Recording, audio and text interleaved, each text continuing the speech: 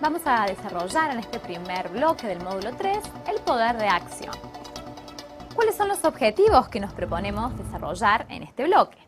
Advertir la importancia y el fundamento que tiene el poder de acción dentro del proceso judicial, comprender el alcance y el contenido del poder de acción, ubicar el poder de acción dentro de las categorías procesales, distinguir los requisitos de admisibilidad de la demanda civil, laboral y de familia y los de la acusación penal, aprender a redactar una demanda y aplicar los conocimientos adquiridos a la resolución de casos prácticos. Comencemos a trabajar. ¿Qué entienden ustedes por poder de acción?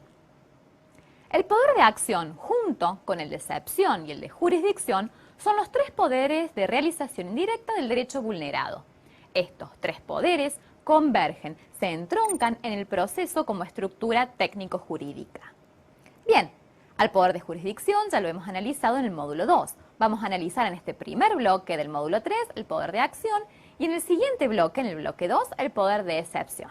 Comencemos entonces. Poder de acción. ¿Qué es la acción procesal? ¿Qué entendemos por acción procesal? Esta consiste en el poder de presentar y mantener ante el órgano jurisdiccional una pretensión concreta, es decir, una pretensión fundada en hechos jurídicamente relevantes, solicitando una decisión sobre su fundamento y, en su caso, la ejecución de lo resuelto.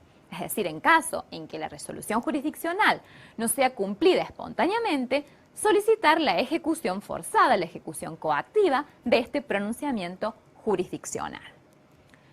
El poder de acción no se agota con el mero acto de petición inicial, con el mero acto de interposición de la demanda, sino que es necesario instar el trámite, requiere un mantenimiento. En el caso del proceso civil, el impulso inicial y el subsiguiente está a cargo de las partes, de los particulares, vale decir, no basta con interponer la demanda. Luego, el actor, el requirente, el demandado también, luego de contestar la demanda, deberán realizar actos de postulación, solicitarle al tribunal que se expida, a los fines de lograr ¿qué cosa? Que el proceso avance en sus diferentes etapas hasta llegar al dictado de la sentencia final que resuelve el conflicto de intereses planteados. Bien, en el ámbito del proceso de familia y el laboral, el impulso inicial es a instancia de parte, pero el subsiguiente es de oficio. En el caso del proceso penal, tanto el impulso inicial como el subsiguiente está a cargo de órganos públicos.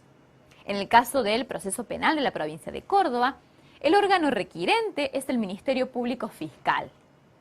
Él realizará la investigación penal preparatoria a los fines de colectar elementos de prueba que sirvan para, o bien, fundar la acusación o solicitar el sobreseimiento del imputado. Bien, ¿cuál es el contenido de este poder de acción? La pretensión. ¿Y en qué consiste la pretensión?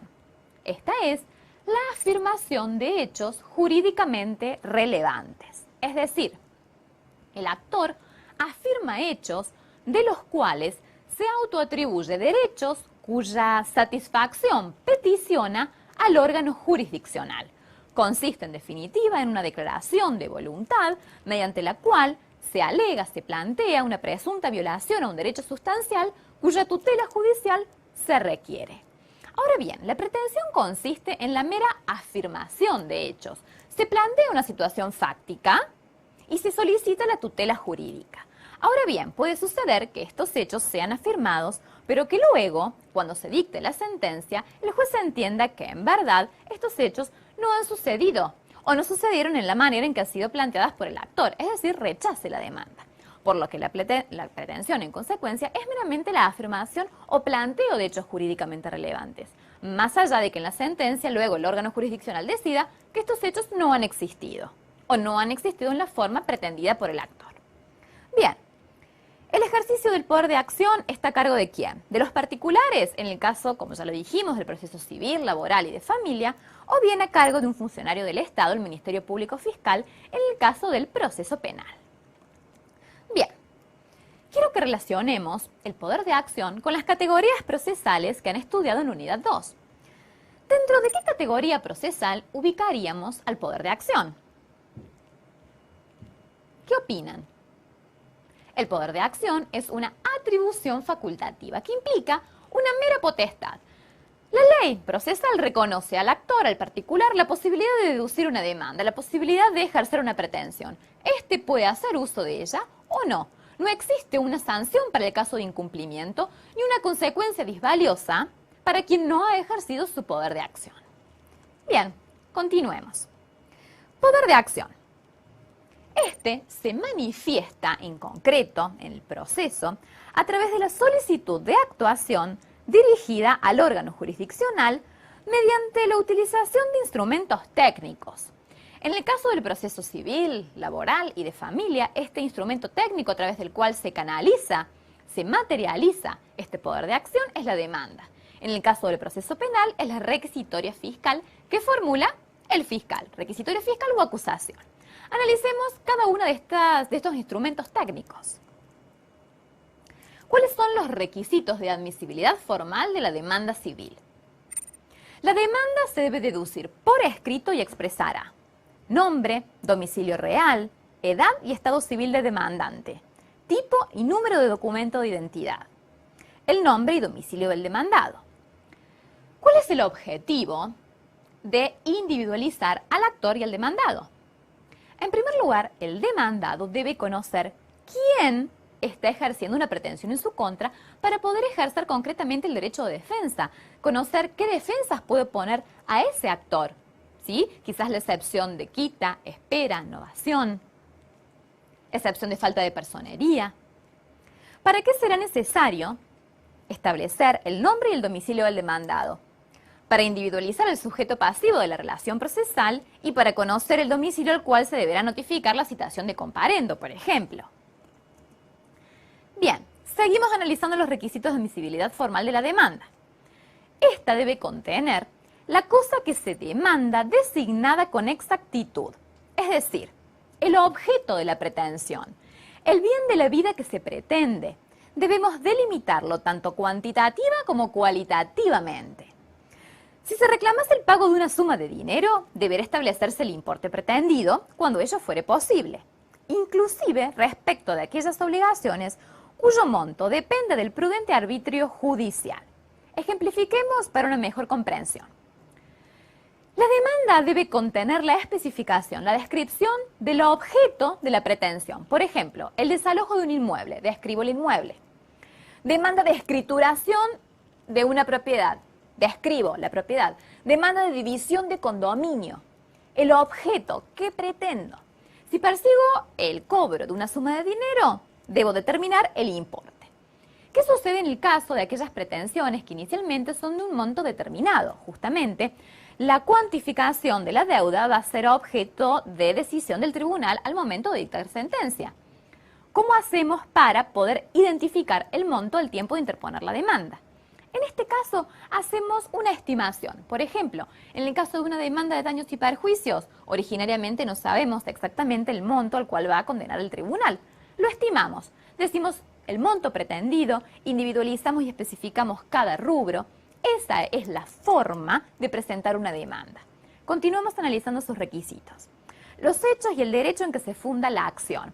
Es decir, describimos la plataforma fáctica respecto de la cual solicitamos tutela jurisdiccional. Recordemos que los hechos descritos en la demanda y controvertidos en la contestación de la demanda conforman la plataforma fáctica sobre la cual el tribunal va a decidir, en virtud del principio de congruencia. Invocamos cuál es la calificación jurídica que pretendemos que el tribunal dé a estos hechos esgrimidos. Y finalmente, el último requisito consiste en la petición en términos claros y precisos, es decir, cuáles son las aspiraciones del demandante, qué pretende. Bien, ya hemos analizado hasta aquí los requisitos de admisibilidad formal de la demanda civil. Quiero que veamos cómo se aplican en la práctica. Para ello les traje un breve modelo de demanda ordinaria de daños y perjuicios para ver cómo aplicamos estos requisitos en la realidad. Vamos a verlo. Demanda de daños y perjuicios. Señor juez, indicamos los datos personales del actor, nombre, DNI, nacionalidad, edad, estado civil, domicilio real, domicilio procesal. Primer punto, objeto. ¿Cuál es el objeto de la pretensión? Que vengo por este acto, entablar formal demanda ordinaria en contra del señor y describimos los datos personales del demandado. ¿Para qué? por el cobro de una indemnización por daños y perjuicios por la suma de pesos, consignamos el importe, luego discriminamos uno a uno todos los rubros que conforman esta indemnización solicitada. En segundo lugar, describimos los hechos, una descripción detallada, circunstanciada. A posteriori, mencionamos cuál es la prueba documental que acompañamos. Por ejemplo, en este caso, acompañamos facturas, recibos de pago, historia clínica, título de propiedad del automotor, fotografías. En cuarto lugar, citamos el derecho, la calificación jurídica que pretendemos darle a estos hechos esgrimidos. En quinto lugar, en este caso, citamos en garantía a la compañía aseguradora. En sexto lugar, englobamos nuestra petición. Resumimos qué pretendemos a través de la interposición de esta demanda. Por ejemplo, que por todo lo expuesto SS solicito 1. Me tenga por presentado por parte con el domicilio constituido y por acompañada de la documentación mencionada. 2.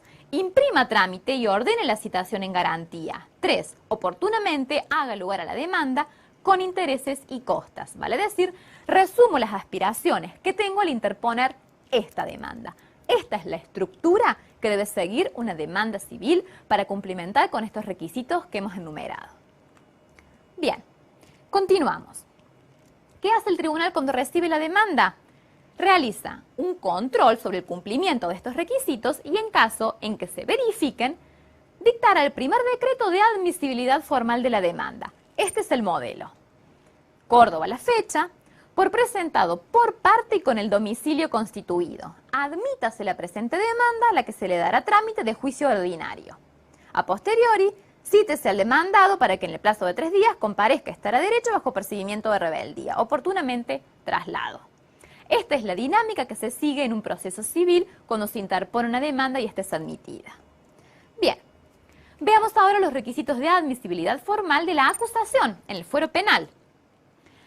El requerimiento fiscal deberá contener, bajo pena de nulidad, los datos personales del imputado, o si se ignoran, los que sirvan para identificarlo, una relación clara, precisa, circunstanciada y específica del hecho, es decir, el hecho que se imputa al perseguido penalmente, los fundamentos de la acusación y la calificación legal.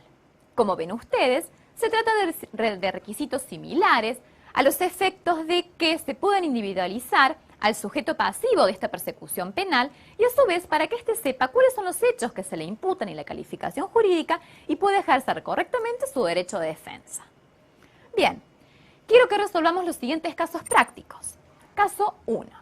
Asume el rol de juez civil y resuelva. El actor deduce una demanda civil persiguiendo el cumplimiento de un contrato y usted advierte que lo justo y prudente sería dictar una sentencia donde se declare la resolución del contrato y el pago de una indemnización. Resultaría ajustado a derecho dictar esa sentencia. ¿Qué principio rige en esta materia? Tal como lo señalamos recién, no sería posible el dictado de esta sentencia en virtud del principio de congruencia. Señalamos que el juez se encuentra limitado al tiempo de resolver a los hechos que han sido alegados por las partes y a la prueba por ellas aportadas, en virtud del principio de congruencia, de modo que, si es una demanda por cumplimiento contractual, el juez debe expedirse sobre esto y no puede condenar a algo diferente a lo solicitado por las partes, en el ámbito del proceso civil. Caso 2. Asume el rol de demandado civil y resuelva. Partiendo del principio general que establece que la presentación de la demanda es facultativa para el actor, ¿qué actitud asumiría usted si su acreedor peticiona un embargo preventivo sobre sus bienes y transcurren 15 días desde que el mismo ha sido trabado sin que haya entablado la demanda? ¿Existe alguna excepción a este principio general? Sí. En el Código de Procedimiento Civil de la provincia de Córdoba, el artículo 465 establece que, si bien es cierto que el poder de acción consiste en una atribución facultativa, existe una excepción. Tal es el caso en que una persona que pretenda demandar antes de la interposición de la demanda solicite la traba de un embargo preventivo sobre los bienes del demandado. En este caso, si no deduce la demanda dentro de los 10 días posteriores a la traba del embargo, el embargado podrá solicitar la cancelación del embargo con costas a cargo del peticionante. Vemos entonces que en este caso no se trata de una atribución facultativa, puesto que el incumplimiento de la interposición de la demanda, en este caso puntual, si genera una consecuencia disvaliosa para el peticionante. ¿Sí? Último caso, caso número 3. Asume el rol de actor civil en un juicio ordinario y resuelva. Usted sabe el nombre de su demandado, pero tiene dudas sobre otros datos personales. ¿Qué debe realizar para no incurrir en defectos en la demanda? Debe solicitar medidas preparatorias. En este caso se llamará al futuro demandado para que preste declaraciones juradas sobre hechos relativos a su personalidad que son de gran importancia para el actor al tiempo de individualizarlo y ejercer su pretensión, ejercer su poder de acción. Esa es la solución. Bien, hasta aquí hemos desarrollado el ejercicio del poder de acción en las distintas clases de procesos. Hemos aplicado estos conocimientos a casos prácticos. Me despido de ustedes con un pensamiento de un procesalista que resume todo lo que hemos desarrollado hasta aquí.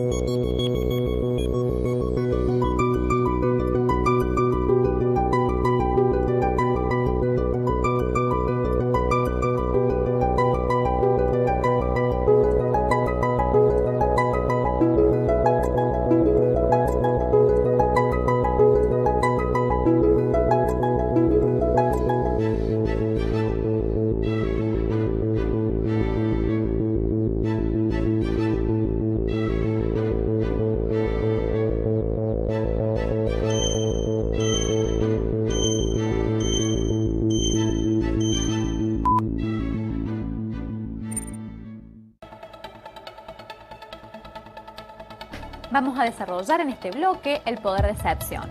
¿Cuáles son los objetivos que nos proponemos alcanzar? Los siguientes. En primer término, pretendemos reconocer la importancia y el fundamento constitucional del poder de excepción, conocer el alcance del poder de excepción en sentido amplio y en sentido estricto, comprender cómo se ejerce el poder de excepción en los distintos procesos, advertir las diferentes consecuencias jurídicas que provoca la rebeldía en los distintos procesos, aprender a redactar una oposición al auto que ordena la prisión preventiva en un proceso penal y finalmente aplicar los conocimientos adquiridos a la resolución de casos prácticos. Comencemos con el desarrollo de esta temática. Partimos, a los fines de analizar el poder de excepción, del mismo esquema conceptual utilizado en el bloque anterior cuando abordamos el poder de acción. ¿Por qué? Dijimos que los poderes de realización indirecta del derecho son tres. Poder de jurisdicción, que ya desarrollamos, poder de acción, que ya hemos abordado, y ahora nos resta estudiar el poder de excepción. Estos tres poderes convergen en el proceso. Es esto lo que vamos a analizar ahora. Poder de excepción. La excepción procesal. ¿En qué consiste? Implica la concreción en el proceso de la garantía constitucional de defensa en juicio, es decir, la inviolabilidad de la defensa de la persona y de sus derechos en el proceso, consagrada en el artículo 18 de nuestra Constitución Nacional. Vale decir, implica la posibilidad, la facultad que tiene un demandado o una persona que ha sido sindicada como presunto autor de un delito, de resistir, de oponerse a la pretensión ejercida en su contra. El proceso es una estructura bilateral en donde encontramos a dos sujetos enfrentados, debatiendo en forma pacífica y dialéctica. Cada uno mantiene intereses opuestos, contradictorios. El actor afirma, el demandado contradice. En consecuencia, el poder de excepción alude a la facultad que tiene el demandado, en el caso de un proceso civil, laboral o de familia, o a una persona sindicada como presunta autora de un delito penal de oponerse a la pretensión ejercida en su contra. Este poder de excepción puede manifestar diversas formas dentro del proceso. El demandado puede comparecer, puede no hacerlo, puede comparecer y contradecir los hechos afirmados por el actor o bien puede reconocerlos. Todas estas actitudes defensivas importan el ejercicio del poder de excepción. ¿Y cuál es el contenido de este poder? La pretensión, al igual que el poder de acción. Pero, lógicamente, que estos hechos jurídicamente relevantes afirmados por el demandado tendrán una significación jurídica opuesta a los afirmados por el actor. Ahora bien, hasta aquí hemos desarrollado el concepto de poder de excepción en sentido lato, en sentido amplio. Este tiene una excepción restringida, estricta. Alude, cuando hablamos de excepción en sentido estricto, a ciertas defensas reguladas expresamente por la ley procesal o sustancial. En definitiva, refiere a objeciones fundadas en la falta de algún presupuesto procesal, en el caso de las excepciones dilatorias, por ejemplo, excepción de falta de personería, excepción de incompetencia, excepción de litispendencia, excepción de defecto legal. Estas excepciones aluden a la falta de algún presupuesto procesal y son reguladas por las leyes procesales. O bien, a otras defensas u obstancias sustanciales, como por ejemplo la excepción de pago, quita, espera, novación, prescripción, reguladas por la ley sustancial. ¿Sí? Entonces, excepción tiene dos significados, sentido lato y sentido estricto.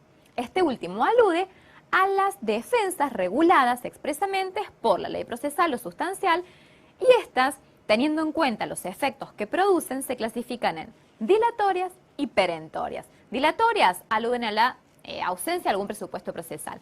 Perentorias aluden a un hecho que, una vez invocado y probado, cuando se hace lugar a esta excepción dilatoria, implican la extinción, la aniquilación del derecho invocado por el actor. Mientras que las dilatorias, una vez sustanciadas, una vez resueltas y una vez corregida esta deficiencia formal, permiten que la pretensión del actor pueda ser atendida. Es decir, su efecto es dilatar, es desplazar en el tiempo, postergar la decisión sobre el fondo de la cuestión, pero una vez subsanado el defecto, el juez puede entender sobre la pretensión esgrimida. En el caso de la perentoria, no. Si prospera, si se logra probar que existió un pago o que hay prescripción de la acción, se aniquila el derecho del actor. Este no puede ser ventilado nuevamente y efectivamente en otro proceso. En esto radica la diferencia entre ambos tipos de excepciones, dilatorias y perentorias. Continuemos. Vamos a analizar el ejercicio del poder de excepción en el proceso civil. ¿Cuáles son las actitudes defensivas que puede asumir un demandado en un proceso civil, en un juicio declarativo general? Este puede no comparecer, en cuyo caso será declarado rebelde, o bien puede comparecer y no contestar la demanda. En este caso, habrá incumplido con una carga procesal, lo que generará una presunción en su contra. Se presumirá que reconoce los hechos esgrimidos por el actor en su demanda. ¿Por qué? La contestación de la demanda en el proceso civil consiste en una carga procesal o sujeción facultativa. Nadie puede ser obligado a contestar la demanda. Ahora bien, el incumplimiento de esta carga genera al incumplidor una consecuencia disvaliosa. En este caso, se presume que reconoce, por cierto, los hechos afirmados por el actor en su demanda. O bien, la tercera posibilidad es que comparezca y conteste la demanda. En este caso, la demanda consiste en un acto procesal mediante el cual el demandado reclama la desestimación de la pretensión esgrimida por el actor y además da su propia versión de los hechos. No basta con la mera negativa de los hechos afirmados por el actor. Además, debe él explicar cómo sucedieron los hechos, dar su propia versión. ¿Cuáles son las alternativas defensivas que tiene el demandado cuando contesta la demanda? Puede, en primer término, negar los hechos y el derecho. Esto se denomina contestación lisa y llana de la demanda. En segundo lugar, puede reconocer los hechos y negar el derecho. En este caso, habrá una cuestión de puro derecho, lo que significa que ambas partes, actor y demandado, están de acuerdo sobre los hechos. Es decir, ambos relatan los hechos del mismo modo, pero no están de acuerdo en la calificación jurídica que se le pretende dar a esta situación fáctica. De modo que, en este caso, no habrá periodo probatorio. Directamente se pasa de la etapa introductoria a la discusoria. La tercera alternativa que tiene el demandado es reconocer los hechos y el derecho. Esto implica un allanamiento. Implica reconocer que lo que afirma el actor es verdad, es decir, reconocer la pretensión del actor. Cuarta alternativa, la posibilidad de oponer excepciones en sentido estricto, dilatorias o perentorias, como habíamos referenciado recién. Última alternativa, reconvenir. ¿Qué es la reconvención? La reconvención es una contrademanda que inicia el demandado en contra del actor. Es decir, en virtud del principio de economía procesal, la ley autoriza al demandado a oponer una pretensión en contra del actor, una pretensión que tranquilamente pudo haber originado la sustanciación de un proceso independiente, siempre que sea competencia del mismo órgano jurisdiccional que está entendiendo en la causa originaria y se tramite a través del mismo procedimiento y exista una conexidad con la pretensión inicialmente deducida por el actor. En esta oportunidad, entonces, el actor contesta la demanda y a su vez reconviene, demanda al actor. Estas son las posibilidades defensivas que tiene el demandado en un proceso civil. Vamos a analizar ahora el ejercicio del poder de excepción en el proceso penal. Ustedes saben que en virtud del principio de inocencia consagrado por nuestra Carta Magna Nacional, el demandado penalmente, es decir, el perseguido penalmente, no tiene la carga procesal de aportar pruebas a los fines de defenderse, puesto que él goza de este estado de inocencia. Será el Ministerio Público Fiscal quien tiene la responsabilidad probatoria, es decir, responsabilidad de incorporar elementos de prueba al proceso a los fines de llegar al descubrimiento de la verdad.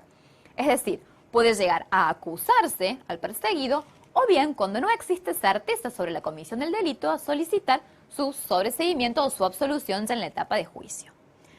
El demandado en un proceso penal o el perseguido penalmente en un proceso penal, el imputado, puede guardar silencio o bien puede el imputado ejercer su defensa en sentido material y técnica. La defensa técnica alude a la obligatoriedad de contar con patrocinio letrado.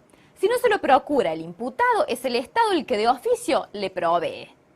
En cuanto a la defensa material, esta refiere a la posibilidad que tiene un imputado o acusado de alegar o invocar en defensa de sus intereses. En efecto, el imputado puede declarar en la indagatoria, puede oponer excepciones en la investigación penal preparatoria, puede responder la acusación efectuada por el fiscal, demostrando la falta total o parcial de fundamentos en la pretensión punitiva ejercida por el fiscal en su contra, puede negar los hechos, o bien puede invocar alguna circunstancia de atenuación de su responsabilidad, por ejemplo, decir que ha cometido el hecho en estado de emoción violenta. O también puede invocar alguna causal que excluya su responsabilidad penal. Ejemplo, lo hice en legítima defensa, ¿sí? Además, puede proponer pruebas, además puede impugnar, además puede dirigir preguntas a los testigos en la audiencia de debate por intermedio de su abogado defensor, puede hablar antes del cierre de debate. Estas son numerosas facultades que tiene el imputado a los fines de ejercer su derecho de excepción y por ende su derecho de defensa en el proceso penal. Bien, quiero que respondamos a los siguientes interrogantes. ¿Puede sustanciarse un juicio penal estando rebelde el imputado? No. ¿Por qué? La presencia del imputado en el juicio plenario es ineludible. La rebeldía del imputado durante la etapa de la investigación no le interrumpe, la investigación continúa, pero si la rebeldía es declarada durante el juicio plenario, este se suspende con relación a ese imputado. Continuará con relación al resto de los coimputados que sí están presentes. Y cuando comparece el imputado, la causa continúa según su estado. Todo imputado, todo acusado, tiene el deber de comparecer y en caso en que no lo haga puede ser detenido a tal efecto. ¿Y qué diferencia existe entre la rebeldía en el proceso penal y en el proceso civil? En el proceso civil, sí es posible la continuación del proceso en rebeldía del demandado. El proceso continúa como si éste estuviese presente y el demandado rebelde puede comparecer en cualquier momento de la causa, pero se incorpora en el estado en el que se encuentra. El proceso no puede retrotraerse. Se admite la participación del demandado rebelde en el estado en el cual se encuentra la causa al tiempo de su incorporación. ¿Puede comparecer en el proceso civil el demandado cuando ya ha sido declarado rebelde? Sí, pero con las consecuencias que referimos recién. Bien, continuamos. Quiero que apliquemos los conocimientos teóricos a un caso práctico. Vamos a aprender a redactar una oposición a la prisión preventiva. ¿Cuáles son los requisitos de este escrito? Los siguientes. El encabezamiento. Formulan oposición a la prisión preventiva. Señor fiscal de instrucción. Se presenta el abogado defensor del imputado y solicita 1. Objeto. Que en ejercicio de la facultad procesal prevista en los artículos, y citamos la normativa que habilita esta pretensión, viene por el presente a oponerse a la resolución de fecha, describimos la resolución, la fecha, mediante la cual se ordenó la prisión preventiva de su defendido. Solicita al señor fiscal que en mérito de los argumentos que seguidamente expone, revoque la decisión impugnada ordenando la inmediata libertad del señor y describimos quién es el imputado. 2. Fundamentos de la oposición. Y aquí invocamos la inexistencia de un grado convictivo exigido para dictar la prisión preventiva respecto de la existencia de los hechos y la intervención atribuida a, y describimos cuál es el fundamento de nuestra petición, cuál es la equivocación en la cual ha incurrido en el fiscal de instrucción al ordenar la prisión preventiva, cuál es la verdadera dinámica de los hechos, en qué ha incurrido el error y cuál es la solución que proponemos como defensores del imputado. Continuamos. Petitum. Resumimos la pretensión. Por todo lo expuesto solicita a. Tenga por formulado en tiempo y forma la oposición a la resolución que ordena la prisión preventiva de mi defendido. B.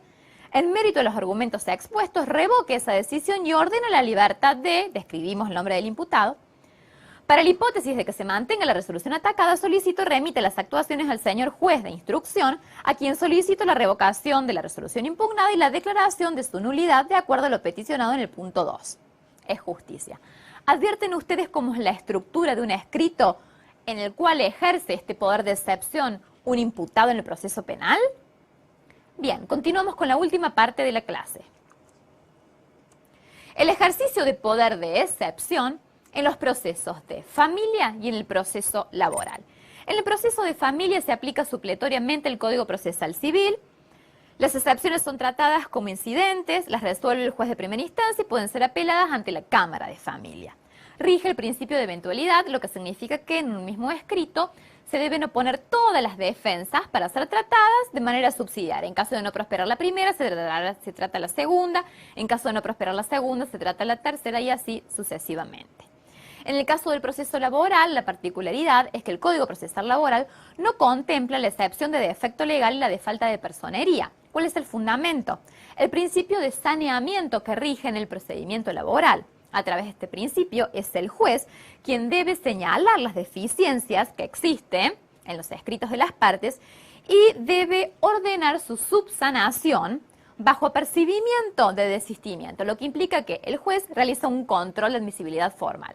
Si ve la existencia de un defecto, no espera que el demandado lo invoque como sucede en el caso del proceso civil, sino que el juez lo marca y ordena su subsanación en un determinado plazo. Transcurrido este sin que se haya modificado, sin que se haya subsanado la deficiencia, se considera desistido de pleno derecho la demanda, el ejercicio del poder de acción. Bien, quiero que finalmente apliquemos a un caso práctico estos conocimientos teóricos que hoy hemos aprendido. Asume el rol de demandado civil y resuelva. El juez da curso a una demanda ordinaria en la cual la exposición de los hechos es ambigua e imprecisa y se omiten circunstancias que usted considera indispensables. Usted advierte que todo ello lo coloca en un estado de indefensión, dificultando la refutación o producción de pruebas conducentes. ¿Qué remedio legal tiene? En este caso, usted, como demandado, podría oponer la excepción de defecto legal, que es una excepción dilatoria, a los fines de que el actor subsane estas deficiencias de su demanda, de modo que luego usted sepa exactamente cuál es el objeto de la pretensión ejercida en su contra y puede ejercer correctamente su derecho de defensa. Bien, hasta aquí hemos desarrollado el poder de excepción. Me despido de ustedes con una frase, un pensamiento que abarca todo lo que hemos desarrollado y los invita a la reflexión.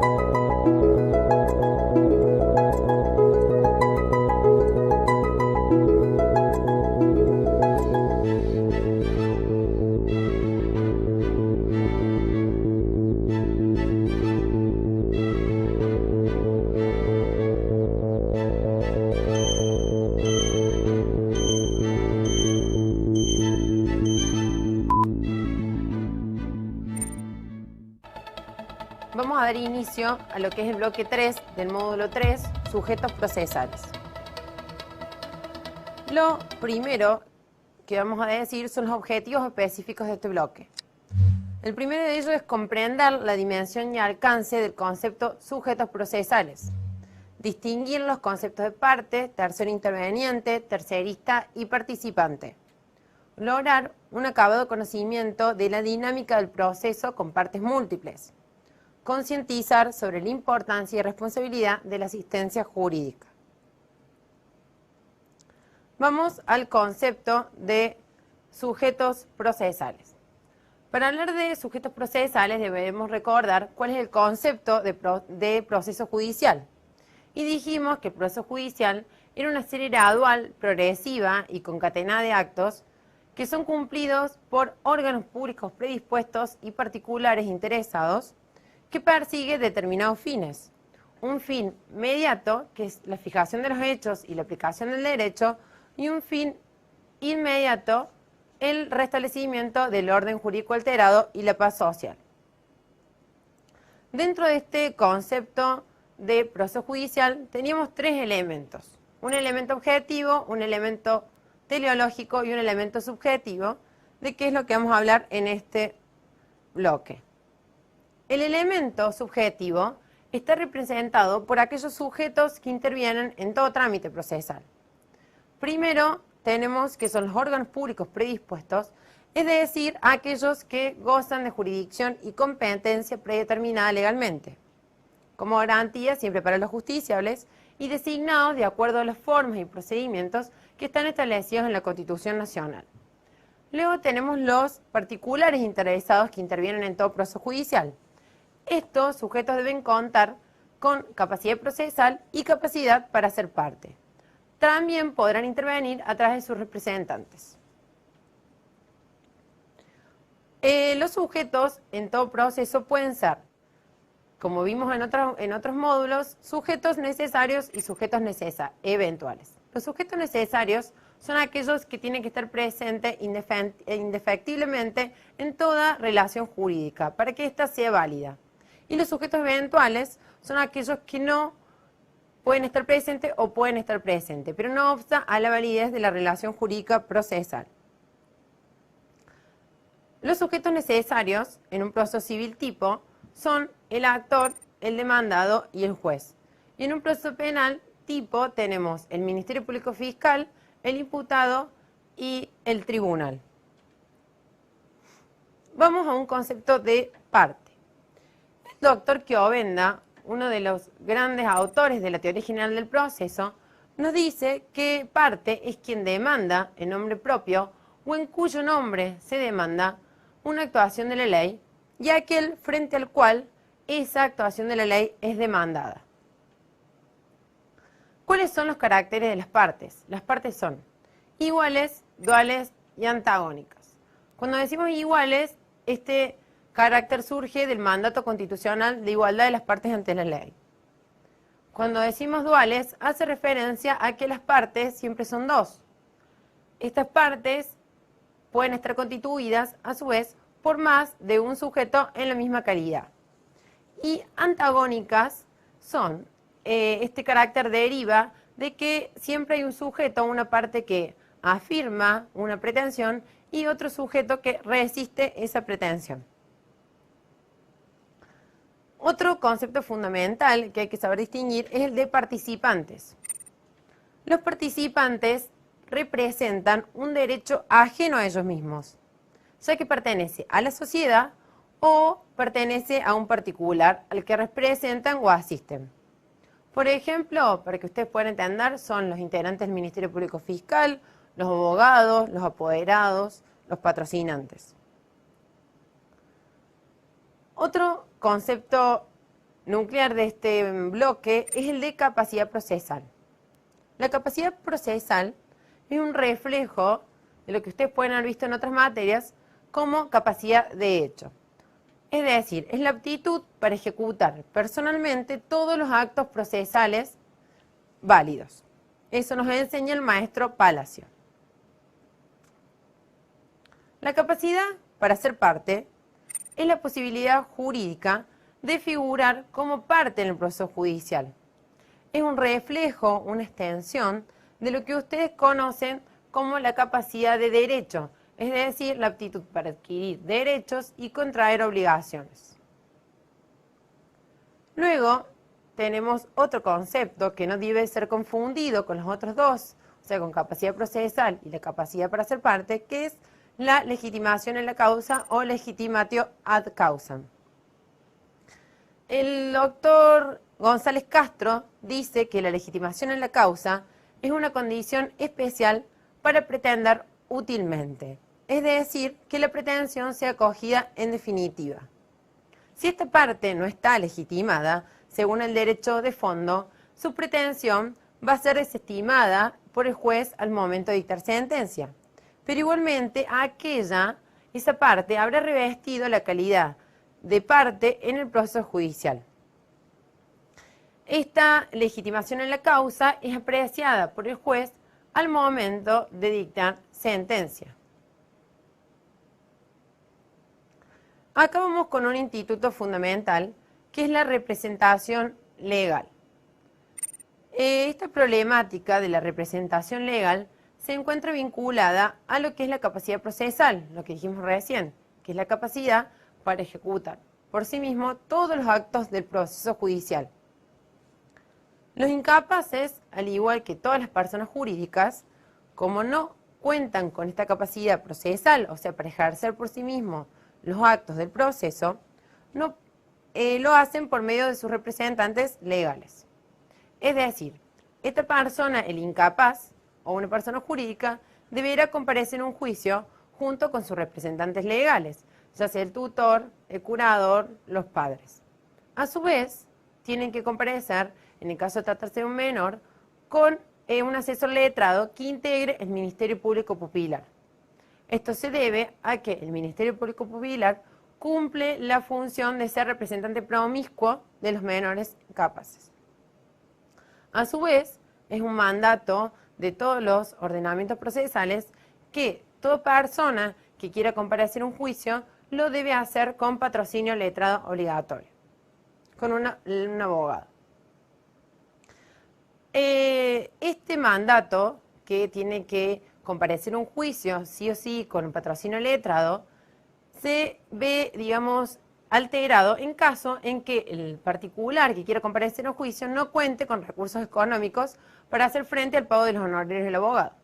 En este supuesto, encontramos los integrantes del Ministerio Público Pupilar que también cumplen función, por intermedio de sus asesores letrados, de prestar asesoramiento y patrocinio letrado a aquellas personas que no cuenten con recursos económicos. La asistencia jurídica es una garantía de corte constitucional que coadyuva con el debido derecho de defensa en juicio. Como recién hablamos, el artículo 80 del Código Procesal Civil y Comercial obliga, exige a los particulares que quieren comparecer en un juicio que lo hagan con el patrocinio letrado. Y en caso de insuficiencia de recursos, los particulares cuentan con la posibilidad de acceder a un asesor letrado que les brinde el Ministerio Público Pupilar y también tienen el beneficio, que es concedido también, el beneficio de litigar sin gastos. El asesoramiento patrocinio letrado consiste en el ejercicio de la profesión, que puede manifestarse de múltiples formas. El abogado puede cumplir roles solamente de asesoramiento, ya sea de particulares o asesorar a empresas, incluso el asesoramiento legislativo. Puede actuar como patrocinante judicial, es decir, que actúa junto con el particular, avalando con su firma todos los actos procesales. Y después tenemos también la representación en carácter de apoderado. ¿Qué quiere decir en este caso? Que el abogado va a actuar en nombre y en representación del particular. Esta forma de representación en carácter de apoderado lo puede realizar a través de un poder general para pleitos o de un poder especial para pleitos. En caso de tratarse de un poder general para pleitos, la ley exige que se realice por escritura pública. Y al ser un poder general, o sea, en que este abogado, este representante, puede actuar en todos los juicios o procedimientos en el cual su poder dante sea parte, el, representante deberá presentar una copia autenticada de este poder general para pleitos en cada uno de los expedientes que intervenga.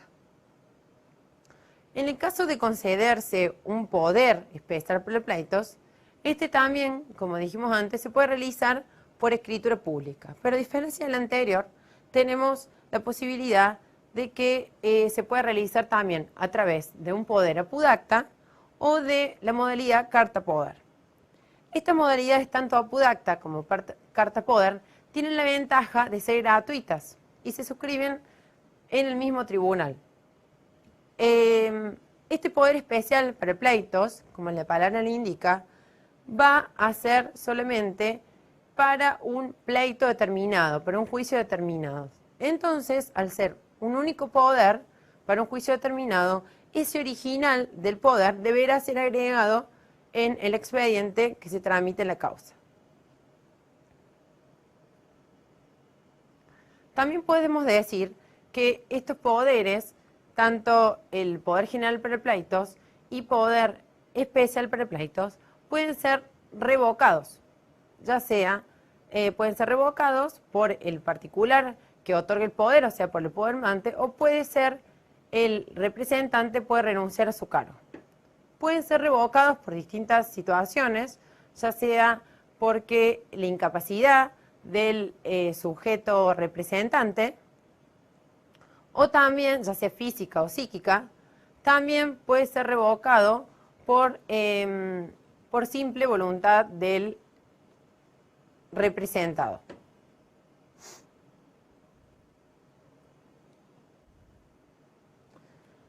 Antes de llegar a las palabras finales, es necesario distinguir tres conceptos fundamentales que tienen que quedar bien asentados en este bloque.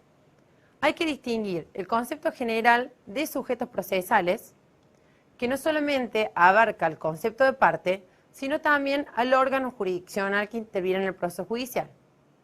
El órgano jurisdiccional puede ser unipersonal o puede ser colegiado. El unipersonal es el caso típico del proceso civil y el colegiado es el caso típico del proceso penal, del proceso de familia y del proceso laboral.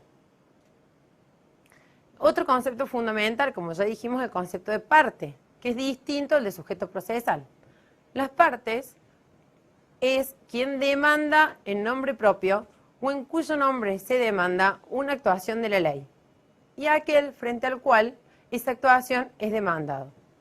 Y, por último, para llegar al concepto de participante, son aquellas personas que no actúan en interés propio, sino que actúan representando un interés ajeno que pertenece a la sociedad o pertenece a un particular. Para decir las palabras finales de Davis Echandía, el no ejercicio oportuno de alguno de los derechos subjetivos procesales puede acarrear perjuicios o consecuencias desfavorables a su titular.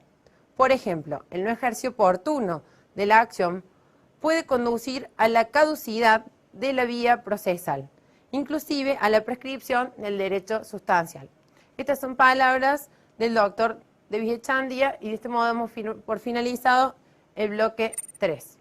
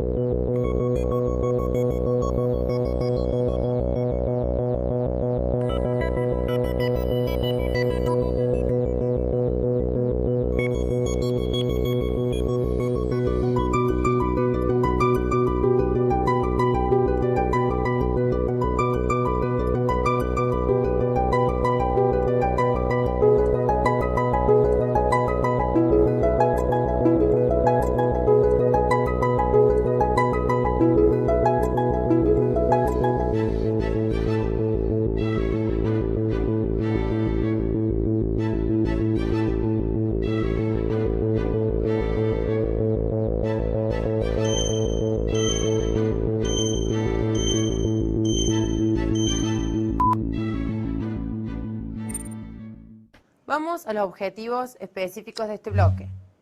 Conceptualizar el acto procesal en su aspecto objetivo. Identificar el acto procesal como sinónimo de actuación de los sujetos intervenientes en el proceso. Internalizar al acto procesal como un acto tendiente a un fin específico. Y estudiar los distintos sistemas de notificaciones en los distintos fueros. La notificación procesal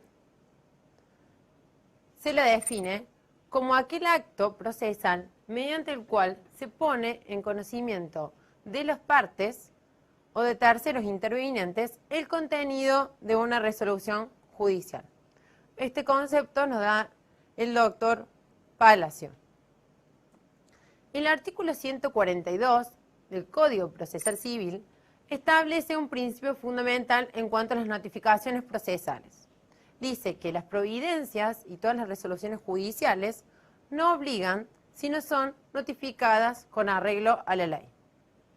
De este principio general, podemos decir que las notificaciones cumplen una doble finalidad. Por un lado, tienden a asegurar la efectiva vigencia del principio de contradictorio.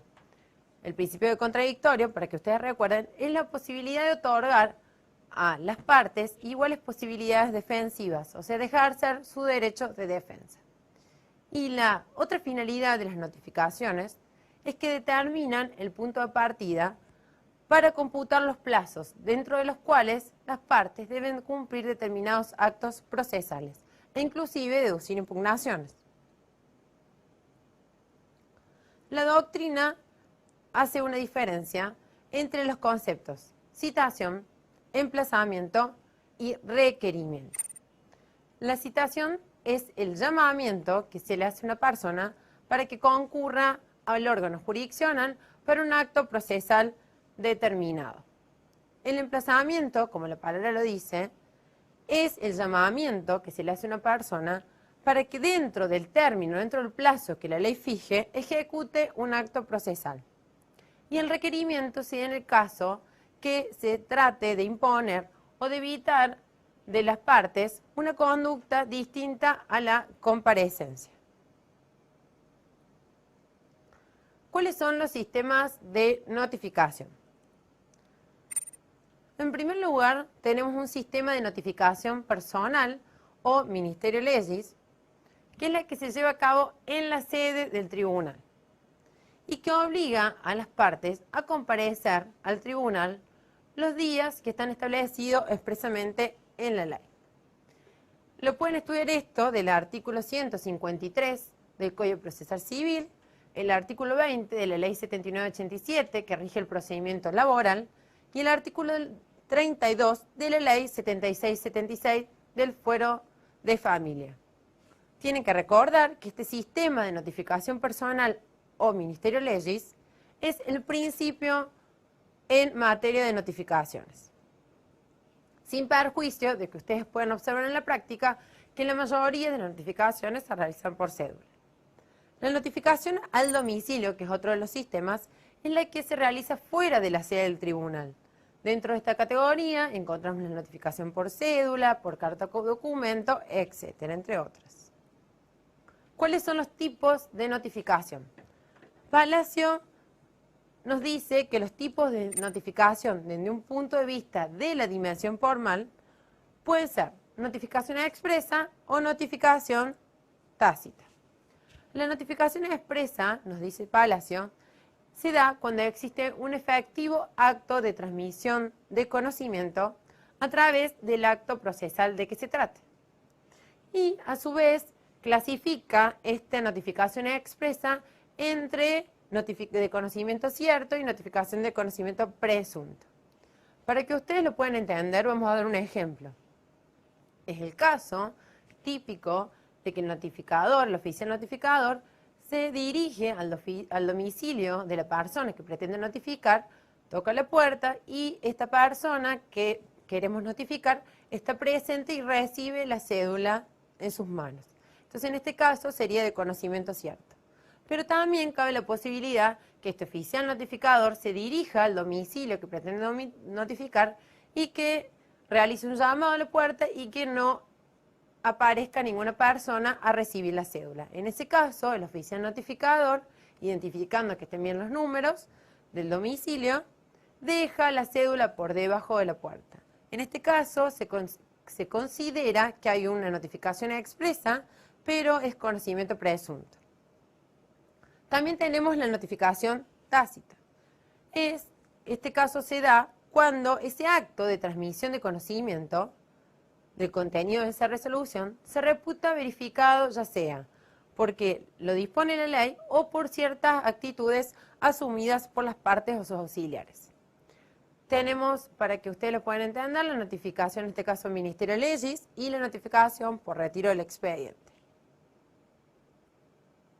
A su vez, Palacio habla de los tipos de notificaciones en cuanto al lugar en que esta notificación va a llegar. Y así podemos decir que las notificaciones pueden realizarse en la sede del órgano jurisdiccional, en la sede del tribunal, como es el caso de las notificaciones por diligencia, por retiro del expediente, la notificación ministerio legis.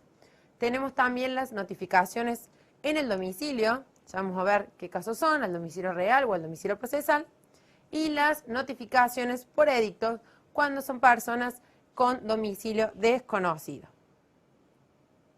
¿Cuáles son las formas de notificaciones que están previstas en el artículo 143 del Código Procesal Civil? ¿Qué dice? Las notificaciones se efectuarán primero al domicilio, ya sea por cédula o por cualquier otro medio fehaciente, en la oficina, mediante una diligencia que es suscripta personalmente por el interesado o su apoderado, y tenemos la notificación también por retiro del expediente, la notificación por edictos y la notificación por ministerio de la ley, que dijimos que era la regla en materia de notificaciones. El artículo 144 del Código Procesal Civil establece en qué supuestos tenemos que notificar al domicilio real. Esta enunciación es de carácter taxativo y dice que deben ser notificadas al domicilio real, primero, la citación de comparendo y la citación de remate, o sea, para que ponga excepciones en el juicio ejecutivo, y la que se ordene con motivo de la renuncia del apoderado o patrocinante. Después, la providencia que declara la rebeldía y la sentencia dictada mientras subsista la rebeldía. Por último, la citación a la audiencia o solución de posiciones cuando la parte no intervenga personalmente en el juicio. ¿Qué notificaciones deben llegar al domicilio constituido? El artículo 145 del Código de Proceso Civil establece con carácter enunciativo cuáles son las notificaciones que deben llevarse al domicilio constituido. Esto surge, que es con carácter enunciativo, del inciso 14, que dice que deberán ser notificadas al domicilio constituido todas las de resoluciones de las que se haga mención expresa en la ley o que el tribunal, ya sea por su naturaleza, por la importancia o el carácter excepcional, así disponga. Dentro de la notificación al domicilio tenemos la notificación por cédula, que está establecido en el artículo 146, que establece cuáles son los requisitos que debe cumplir una cédula de notificación. Y en el 147 y 148 habla de los supuestos de que el notificado esté presente en el domicilio cuando se lo va a notificar o que el notificado esté ausente en el domicilio. También tenemos la notificación por telegrama o carta para aquellos sujetos que vivan fuera de la ciudad de Córdoba. Dentro de las notificaciones en la sede del órgano jurisdiccional tenemos la notificación por diligencia, que es una notificación en la cual el abogado patrocinante concurre al órgano jurisdiccional, pide el expediente y suscribe personalmente una diligencia en el mismo. Y de ese modo se queda notificado de la resolución. La notificación por retiro del expediente, también en el supuesto en que el abogado se acerca a la barandilla del tribunal, solicita el expediente y de ese modo se considera notificado de todo lo actuado en el expediente. La notificación por edictos, que está establecida en el artículo 152, procede en los casos que se trate de personas inciertas o con domicilio desconocido que se ignore. Cuando hablamos de personas inciertas, el caso específico o el ejemplo que podemos dar es en el caso de las declaratorias de herederos. En las declaratorias de herederos, en muchos casos, hay herederos que no son conocidos por la familia. Por ejemplo, en el caso que esa persona haya tenido hijos extramatrimoniales de los cuales no se tiene conocimiento, que también serían herederos. Por lo tanto, se notifican edictos ante la posibilidad de que puedan surgir eventuales herederos o cuyo domicilio se ignore. En este último caso, la parte debe manifestar que realizó todas las diligencias tendientes a la averiguación del domicilio. El modo general que se hace esto de averiguación del domicilio es concurrir al padrón electoral que está situado en los tribunales federales para averiguar cuál es el domicilio de la persona que pretende notificar. Los edictos deben contener todos los enunciados establecidos por acordadas por el Tribunal Superior de Justicia y se publican en el boletín oficial y en un diario de mayor publicación de circulación, digamos, del lugar, del último domicilio citado o del lugar de radicación del juicio. La notificación Ministerio de la Ley, que siempre tienen que acordar que es la regla en la materia de notificaciones, el principio general, está previsto en el artículo 153 del Código Procesal Civil, que dice, salvo en los casos en que proceda la notificación al domicilio, las resoluciones se consideran notificadas al Ministerio de la Ley los días martes y viernes posterior al día en que se hubiesen dictado, o el siguiente hábil si alguno de ellos resultare inhábil. No se considera cumplida esta notificación si el día martes o viernes en que compareció el abogado se hiciera constar en el libro que el expediente no estaba a disposición en la barandilla. ¿Cómo se realizan las notificaciones del Ministerio Público Fiscal?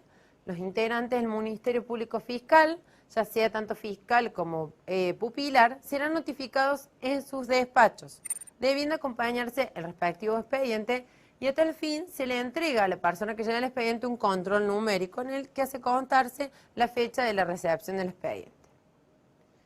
La citación por medio de la policía judicial en el procedimiento penal, en este caso se hace saber cuál es el objeto de la citación, por qué se lo cita a ese sujeto, en qué calidad de qué, si es en calidad de imputado, en calidad de testigo, y en el proceso que se dispuso esa citación. Y se advierte que si no comparece por su propia voluntad, será llevado por la fuerza pública. Los tiempos en que deben practicarse las notificaciones, como regla procesal, en todos los ordenamientos procesales, las providencias y resoluciones no van a obligar si no son notificadas con arreglo a la ley. Lo que varía es cómo y cuándo se realizan esas notificaciones. En el procedimiento penal, por regla, se dice que las notificaciones se deben hacer conocer en un plazo de 24 horas de dictada, salvo que se dispusiera un plazo menor. En principio, esta notificación en el proceso penal es de oficio por el tribunal. En el procedimiento laboral se dice que sería un plazo de 48 horas de dictado al proveído y eso no impide a que la parte, en principio es de oficio la notificación, pero no impide que la parte pueda instar su diligenciamiento. En el procedimiento de familia también es de oficio, salvo excepciones establecidas expresamente en la ley. Y en el procedimiento civil, la parte interesada en hacer conocer la resolución tiene que instar el diligenciamiento. Tenemos las nulidades de las notificaciones. Las notificaciones que se hacen incumpliendo los requisitos establecidos en el código van a traer aparejada nulidad. Lo importante de esto es que las nulidades son solamente peticionadas por las partes, no es de oficio, sino es a petición de parte, y que todas las nulidades procesales son convalidables, es decir, subsanables. El artículo 158 establece cómo subsanarse la nulidad. Dice que la nulidad de las notificaciones queda subsanada si la persona se manifiesta sabedora de la providencia por un acto judicial y de las actuaciones ulteriores. A su vez, tienen sanciones aquel que notifique o va a notificar una resolución incumpliendo los recaudos establecidos en la ley. Y por último, podemos decir unas palabras finales del doctor Vescovi, que dice que la moderna doctrina procesalista, a diferencia del procedimentalismo, ha tratado de formular una teoría general de los actos procesales. De esta manera, en lugar de considerar cada uno por separado, se trata de aprender los caracteres y principios generales que se dan en los actos del proceso, los cuales están informados por las ideas generales de los actos jurídicos y las particularidades que le da su inserción en el proceso, como integrantes de una cadena tendientes a un fin. Con esto damos por finalizado el bloque 4 y terminamos lo que sería el módulo 3. Los esperamos en el próximo módulo.